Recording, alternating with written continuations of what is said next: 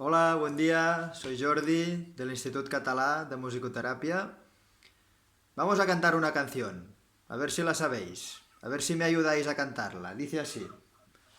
Que se quede el infinito sin estrellas. Muy bien. O que pierda el ancho mar su inmensidad. Pero el negro de tus ojos que no muera y el canela de tu piel se quede igual.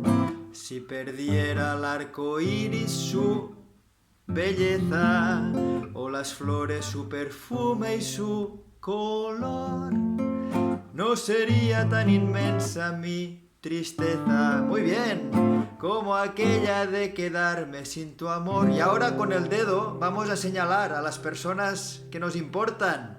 Me importas tú, y tú, y tú, y solamente tú, y tú, y tú. Me importas tú, y tú, y tú, y nadie más que tú. Levantamos los brazos, ojos negros, piel canela, que me llegan a desesperar. Y señalamos, me importas tú, y tú, y tú, y solamente tú, y tú, y tú. Me importas tú, y tú, y tú, y nadie más que tú.